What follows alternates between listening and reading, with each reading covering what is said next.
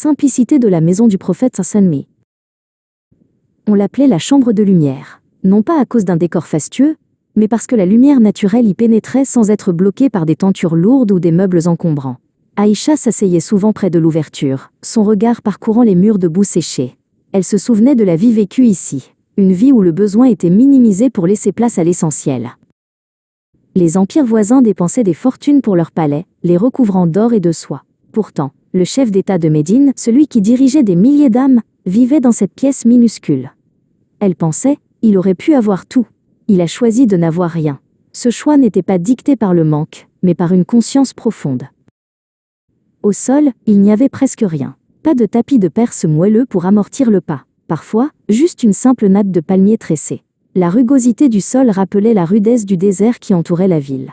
Il n'y avait aucune barrière de confort inutile entre celui qui y vivait et la terre elle-même. Les seuls meubles étaient les objets de nécessité immédiate. Une gourde d'eau suspendue, un récipient pour le lait, et quelques ustensiles.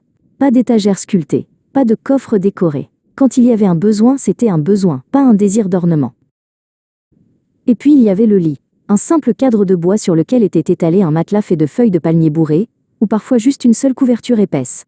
Aïcha s'approcha du coin où il dormait. Même après tant d'années, le souvenir de cette couche spartiate restait vif. Un jour, son amie Safia lui rendit visite et regarda autour d'elle, les yeux grands ouverts. « Aïcha, comment est-ce possible ? Un homme d'une telle importance ne possède même pas de quoi rendre son repos confortable. » Aïcha sourit. « Ma chère Safia, le confort qu'il recherchait n'était pas celui du corps. Un jour, des compagnons voulurent lui offrir un matelas plus doux, fait de laine. Il refusa. Elle fit une pause. Il craignait qu'un confort excessif n'endurcisse le cœur et ne le détache de l'objectif. Il disait souvent que la vie n'était qu'un passage, comme un voyageur s'arrêtant sous un arbre pour se reposer. Pourquoi s'encombrer de bagages inutiles ? La vraie richesse, Safia, n'est pas stockée dans les coffres, mais cultivée dans la poitrine. Safia hocha la tête, comprenant enfin. La simplicité n'était pas de la pauvreté, c'était un choix délibéré de concentration. C'était une noblesse qui ne craignait pas la perte, car elle ne s'attachait à rien qui puisse être perdu.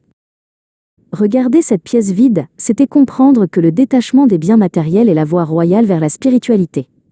C'était la leçon silencieuse de la chambre de lumière. La noblesse ne se mesure pas à ce que l'on possède, mais à ce que l'on est capable de donner, même le luxe d'un matelas moelleux.